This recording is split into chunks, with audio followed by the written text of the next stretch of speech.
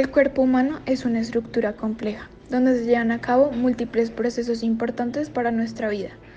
Uno de los más importantes es la respiración celular, un proceso marcado por la oxidación de alimentos primarios a través de varias reacciones bioquímicas, las cuales generan la energía necesaria para el correcto funcionamiento de las células y el organismo. En el caso de los seres humanos, la respiración celular ocurre principalmente en la mitocondria. Hay dos tipos de respiración celular: la respiración aerobia, que ocurre en presencia de oxígeno, y la respiración anaerobia, que ocurre cuando hay falta de este. La respiración celular es uno de los componentes del mecanismo conocido como metabolismo. Dentro del metabolismo se consideran dos diferentes procesos, el catabolismo y el anabolismo. Por una parte, en el catabolismo ocurre la descomposición de los nutrientes, transformando las dos moléculas de los azúcares, grasas y proteínas en formas más simples, lo que genera a su vez energía en forma de ATP. Por otra parte, el anabolismo es la parte del metabolismo en la que se consume la energía generada y los nutrientes procesados durante el catabolismo. Estos se utilizan en el anabolismo para llevar a cabo un sinfín de actividades que son necesarias para el correcto funcionamiento del cuerpo humano. Es a través de estos dos procesos que se puede entender, por ejemplo, el tema de la quema de grasa y la pérdida o aumento de peso. Si se consumen y procesan más alimentos de los utilizados diariamente por el proceso anabólico, entonces este exceso de nutrientes y energía causará aumentos en el peso, ya que estos se almacenarán en el cuerpo como grasa. Por lo tanto, si se desea quemar grasa a través de ejercicio, se deberá tomar en cuenta cómo se procesan en el cuerpo humano las principales fuentes de alimento, lo cual se discutirá en el siguiente proyecto. Para este proyecto decidimos asemejar la célula eucariota a un reactor PBR, esto debido a que las reacciones que ocurren en la respiración celular son catalizadas por enzimas. Una vez estudiadas las diferentes rutas de metabolismo de los tres macronutrientes que pueden producir ATP, se decidió modelar la ruta que utiliza azúcares, puesto que los lípidos y las proteínas se utilizan como reserva cuando se presenta una deficiencia de carbohidratos.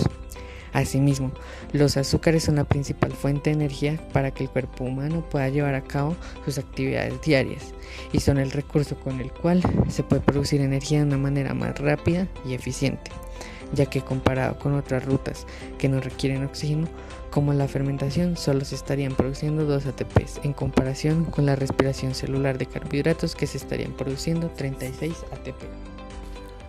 El material que decidimos usar para poder analizar nuestro reactor y asemejarlo lo más posible a una célula es un nuevo polímero conocido como poliol policarbonato. Su subindustria es el poliuretano y la industria general son los elastómeros. Este material es sólido a temperatura corporal y decimos que se puede asemejar a una célula porque tiene una dureza bastante alta, un buen nivel de flexibilidad y además es insoluble en agua. Decimos lo insoluble en agua, por lo que los reactivos bien en estado acuoso se necesita un material que no reaccione con ellos. Además de eso, el nivel de flexibilidad es considerable, pero no tan relevante como para que el volumen deje de ser constante. Igual, como se mencionó previamente, el factor de dureza es bastante alto y eso también ayuda a mantener la estructura y volumen constante. Ahora vamos a establecer las condiciones de operación. La temperatura. El reactor que se diseñará será isotérmico, puesto que en promedio un cuerpo humano saludable tiene una temperatura de entre 36.1 grados centígrados a 37.2 grados centígrados, lo cual decimos considerar como un rango muy pequeño como para presentar una diferencia significante. Aún más, esta condición se estipuló tomando en cuenta que ante cambios de temperatura de los alrededores, el cuerpo humano es capaz de identificar esto y cambiar la temperatura interna del cuerpo para retornar a su rango deseado, demostrando cómo el comportamiento ideal de un cuerpo humano saludable es de estar a una temperatura fija. Determinamos entonces para el reactor una temperatura de 37 grados centígrados. La presión. Dado que el espacio entre la célula en el cual ocurren las reacciones del metabolismo de los azúcares se encuentra en estado acuoso, el cambio de presión será tan pequeño que podrá considerarse como nulo. Por ende, al asumir incompresibilidad, no se tomará en cuenta la presión para el diseño del reactor, pues su variación no es significativa y se podría considerar como constante. El volumen. Se escogió como volumen del reactor el correspondiente a todo el conjunto de células que conforman el cuerpo humano, que es de aproximadamente 65.22 litros. Antes de entrar al reactor, dos corrientes, una de glucosa y otra de oxígeno, entran a un mezclador y de este sale la corriente de alimentación del PBR. Para la corriente de glucosa tomamos como fuente de alimentación el Gatorade, puesto que este es consumido por deportistas. En esta hay 2,9 gramos de glucosa por cada 100 gramos de bebida. Con estos gramos de glucosa y su peso molecular obtuvimos las moles de esta. Debido a que la composición del Gatorade en su mayoría es agua, la densidad de este será aproximadamente 1 gramo sobre mililitro. Con estos datos obtuvimos la concentración inicial de glucosa que corresponde a la concentración que lleva esta en la corriente 1. Para obtener el caudal, se midió la cantidad de Gatorade que consume una persona durante 1 minuto, de forma continua. El volumen corresponde a las medidas del recipiente cilíndrico de radio 0,04 metros y largo 0,05 metros. Se obtuvo el caudal mostrado en pantalla. Con este caudal y esta concentración se puede obtener el flujo como se muestra en pantalla. Para calcular la concentración que lleva el oxígeno en la corriente que entra al mezclador, se asume un caudal inicial de oxígeno de 3 litros por minuto.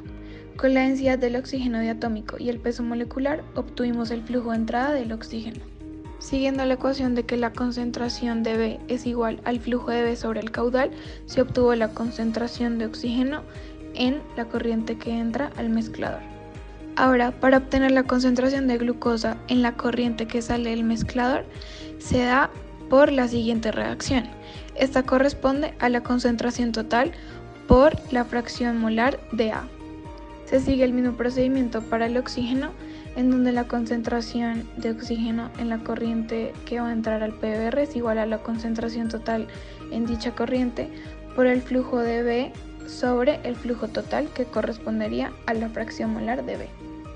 Nuestra condición de no idealidad se enfoca en la ley de velocidad. Como la reacción que se modelará se lleva a cabo en medio acuoso y se utilizan tanto enzimas como coenzimas en las reacciones intermediarias de este proceso, la ecuación de Michaelis-Menten permite describir la cinética de la reacción en estudio. Esta ecuación se muestra en pantalla, en donde Km es la constante de Michaelis-Menten y corresponde a la concentración de sustrato con la cual la velocidad de reacción enzimática alcanza un valor igual a 1/2 de la velocidad máxima. En nuestro caso específico, se tomará como enzima la hexoquinasa, pues esta es la que participa en la fosforilación de la glucosa, que será el sustrato de nuestra reacción.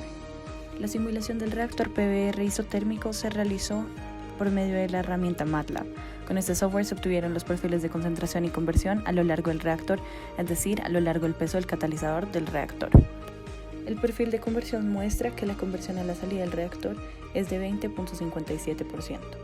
Este valor influye en los valores obtenidos de la concentración y es la razón de la variación en la concentración de las especies en estudio.